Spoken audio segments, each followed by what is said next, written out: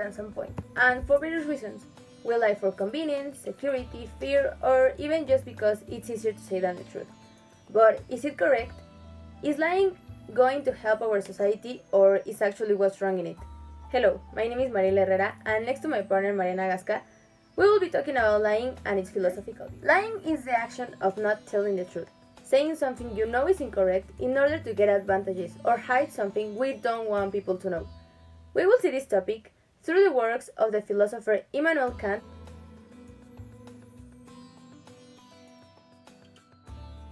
and in faith, considering the Bible.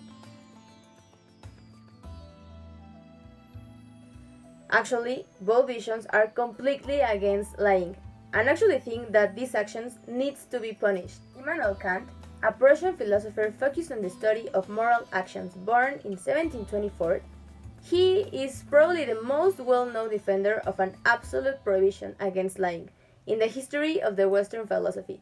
For him, lying corrupts the moral capacity of humans, and also it prevents others to act rationally and freely. Lies undermines the dignity of others. That we should treat each human being as an end in itself, and never as mere means. By lying to someone, we are using them to get what we want.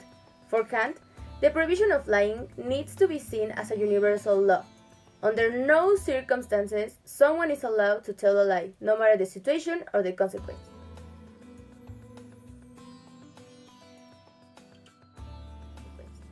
If we see this as a balance of the benefits and the consequences, by lying, the risk of harmful consequences is higher than the benefits it may have.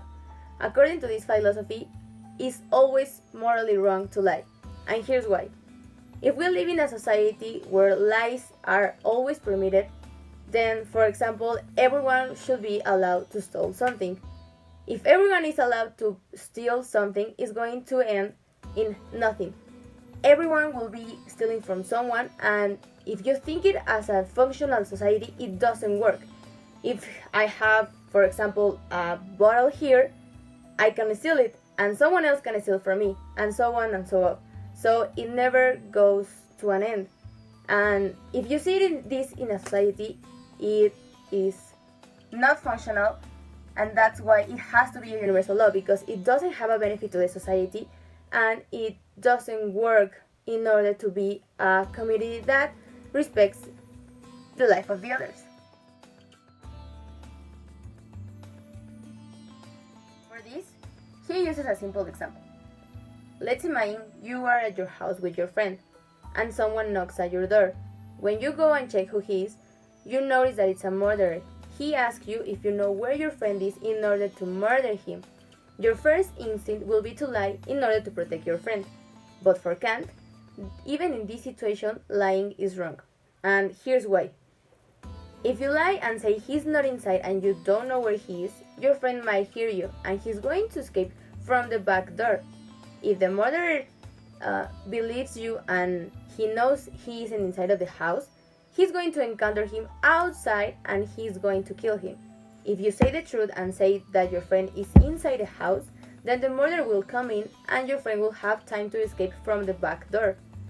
If you lie in this situation, you are responsible of your friend getting killed. But if you say the truth, the only responsible of him getting killed is the murderer, not you.